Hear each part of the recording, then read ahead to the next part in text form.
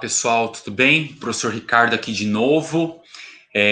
Continuar aquela aulinha para os nonos anos que a gente viu, né, na última vez que a gente se encontrou por aqui. Essa é a segunda e última parte dessa aula a respeito de linguagem, intertextualidade, comunicação, né, que a gente parou aqui nesse slide anterior, que tinha lá a Canção do Exílio, né, de Gonçalves Dias, e vários outros autores usando dessa estrofe, dessa música, né, dessa poesia, para poder fazer de outra maneira. A mesma coisa aqui, que foi a partir daqui que a gente vai continuar hoje, tá?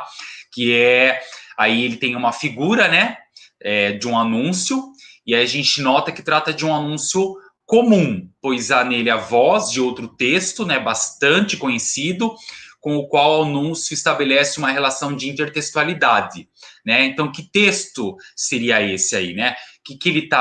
Qual a intertextualidade que está acontecendo aí a respeito do anúncio, da propaganda, com o que ele está fazendo aí com essa imagem que a gente vê do garoto, né, do homem propaganda do Bombril, muito famoso. Então aí está fazendo um cruzamento entre a parte verbal e a parte visual do texto. Então a gente nota que há entre as duas linguagens um ponto em comum, que as aproxima e amplia o sentido de cada uma. E qual seria aí essa linguagem, esse ponto em comum, né, que faz com que aproxime e amplie o sentido de cada uma.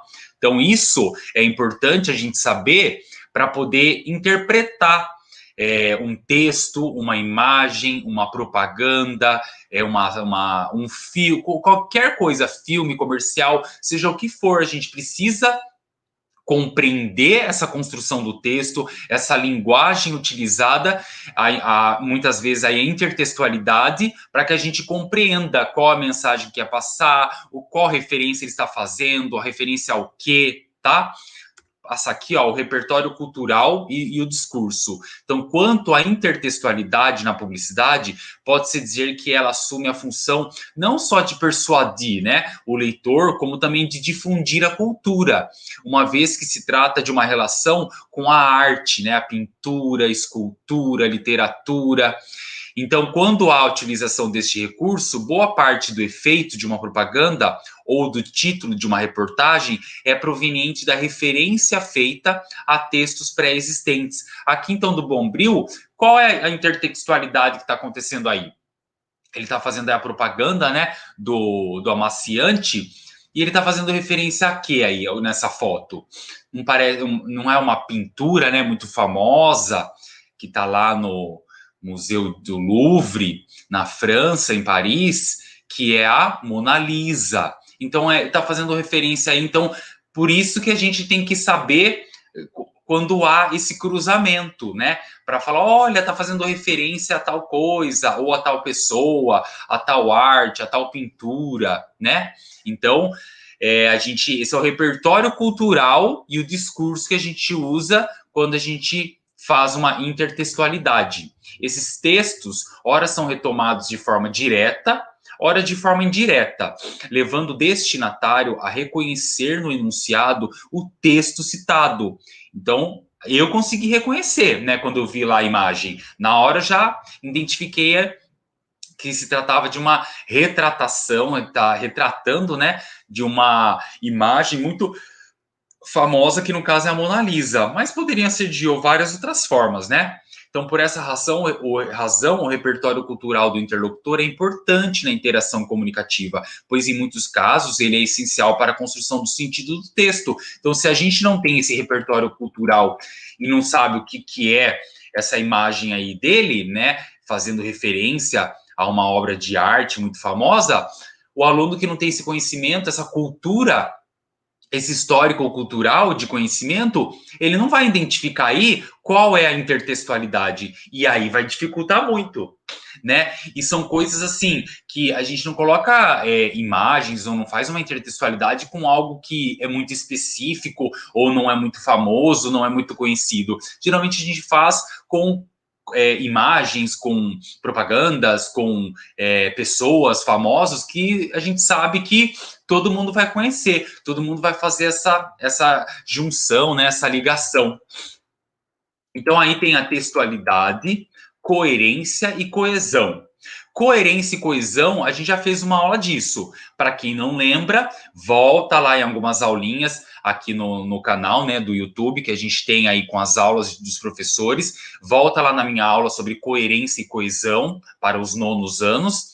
E depois que assistir, já é para terem assistido, né? Porque é uma aula bem antes dessa que a gente está hoje, para a gente poder, porque se a gente não assiste as aulas anteriores, quando chega nesses, agora esse conteúdo, né, esse material que já é segundo bimestre, se a gente perde o que a gente aprendeu lá no primeiro, chega agora no segundo a gente não compreende muito bem. Então é muito importante a gente pegar lá desde o comecinho as aulas, né, que a gente já fez aí para os nonos anos e ir acompanhando uma por uma até chegar na aula de hoje, que é a segunda parte aí, né, de texto, discurso, e tem coerência e coesão que a gente já viu, tá?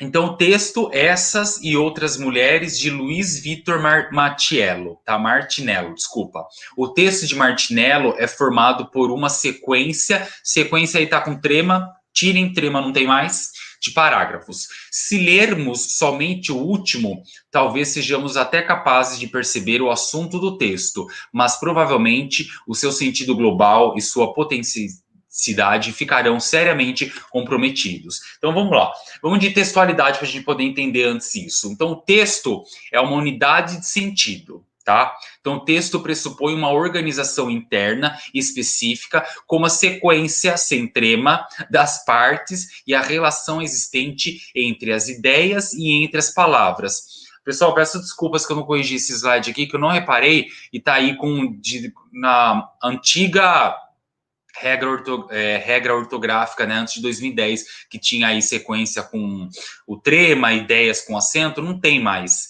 Eu vou. Só um minutinho. Eu vou, que eu sou desses, tá bom?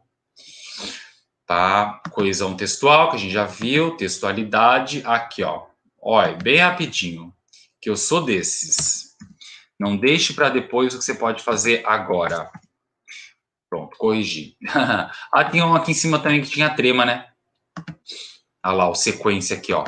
Vamos tirar para a gente não deixar errado mesmo. Vamos voltar. Então aí pressupõe uma organização interna ao texto, né? Como a sequência das partes e a relação existente entre as ideias e entre as palavras. Então, o que é a coesão textual aí? Então, foi então que solidário à dor do primeiro homem, né, Adão, criou Eva. Viu, porém, o Criador Deus que era preciso mais. As palavras como primeiro homem criador estabelecem relações entre outras palavras, retomando termos já expressos anteriormente.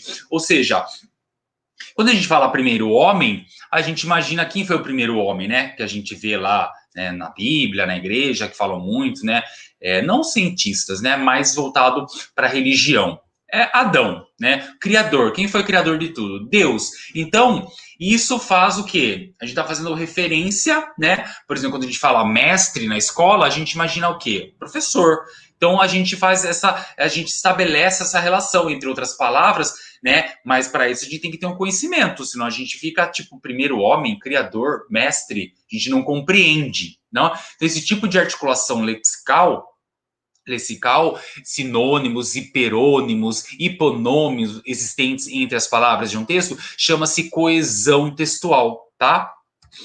Então, já a coesão gramatical é conseguida a partir do emprego adequado de artigo, pronome, adjetivo, determinados advérbios e expressões adverbiais, conjunções e numerais. Então, a partir dessas classes gramaticais aí, que a gente faz a nossa coesão gramatical, diferente da coesão textual, tá?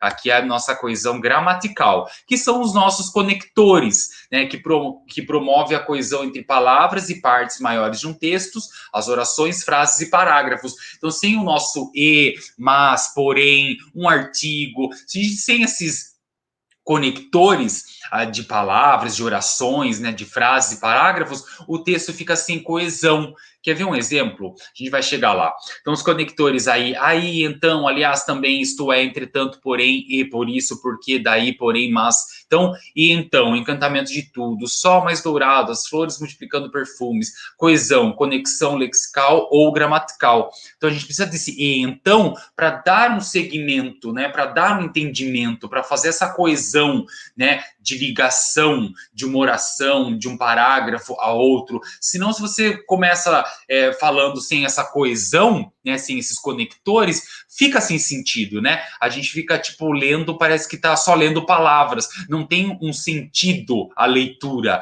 parece que não forma frases completas, elas formam frases desconexas. A coerência textual é o resultado da articulação das ideias de um texto, é a estruturação lógica, semântica que faz com que, numa situação discursiva, palavras e frases componham um todo significativo para os interlocutores. Então, isso faz a coerência. Então, sem esses elementos coesivos, né, sem esses conectores, a gente não dá coerência ao nosso texto. Ele fica sem sentido, né? Então, pode haver coerência sem coesão? Sim. Há textos que se organizam por justaposição ou com elipses. Então, aí, ó, tá. É pau, é pedra, é o fim do caminho, é um resto de toco, é um pouco sozinho, é um passo, é um ponte. Pode ver que só tem verbos, né, com as palavras, sem os nossos famosos, o quê? Conectores, né? A gente não tem aí os nossos... a conjunção, não tem aí o que faz essa junção, né, para dar a coerência. Mas, assim, alguns, principalmente em música, é super possível isso acontecer, né? Olha aí mais um aqui do lado de Camões, né? Que ele escreveu aí há muitos e muitos anos. Então ele escreve lá: amor é fogo que arde sem se ver, é ferida que dói e não se sente, é um contentamento descontente, é dor que desatina sem doer, é um não querer mais que bem querer, é solidário andar por entre a gente, é nunca contentar-se de contente, é cuidar que se ganha e em se perder. Então ali, desculpa. Então aqui a gente já consegue ver alguns conectores, né? Que é o sem se ver aí, o e, é ferida que dói, não se sente, olha lá, e não se sente. Então ele faz aqui, do lado Água de Março de Tom Jobim, a música, a gente já não vê esses conectores, né? Por quê? Porque há textos que eles vão se organizar apenas por justaposição. Ou elipses, quando a gente vai aprender também elipse, mas são termos que estão aí subentendidos, que a gente não precisa colocar eles. E a coerência total, né? A gente está com essa compreensão. Então, a coerência textual aí, a coesão textual, a textualidade, então tudo um depende do outro, para que as coisas se encaixem, né? Para que as coisas a gente tenha uma compreensão, tá? Seja na música, seja numa poesia, onde quer que a gente use, é importante coerência e coesão. Tem uma proposta aí que a gente vai fazer assim, ó: escreva a sua canção do exílio, lembra lá que a canção do exílio? Tem em vários livros didáticos de história, geografia, a gente às vezes encontra, tem lá o hino nacional, né? E tem uns que colocam até a canção do exílio, porque ela é bem famosa. Então aí aqui é só uma parte, tá? Minha terra tem palmeiras onde canto sabiá. As aves que aqui gorjeiam, não gorjeiam como lá. Tem uma continuação aí, essa canção, tá? Do exílio. Peguem, se não tiver no livro aí didático de vocês, não tem problema, no Google, vocês acham fácil, ou na biblioteca da escola, mas vão em busca, tá? Para vocês verem como é essa canção do exílio inteira. Só que aí a canção do exílio mostrando como você vê a sua pátria. Seu texto pode ser em verso, né, que são as linhas, ou em prosa, né, que daí já tem lá uma tipo de diferença entre verso e prosa de conversação, de modo de escrever. O importante é que nele você arrole imagens que indiquem a concepção que você tem de seu país. Ou seja, vocês vão escrever toda a canção do exílio, que não é muito grande, dá tipo uma folha de caderno, só que de maneira como você vê a sua pátria, tá? Então lá, Gonçalves Dias, ele escreveu uma canção do exílio como ele viu, né, a pátria dele, o país dele, né, quando ele compara Brasil, Portugal. Então, para ele foi, né? Aqui tem as aves que aqui tem, não tem lá. Então, ele faz várias comparações do que ele viu aqui e do que não tinha lá, do país de origem dele.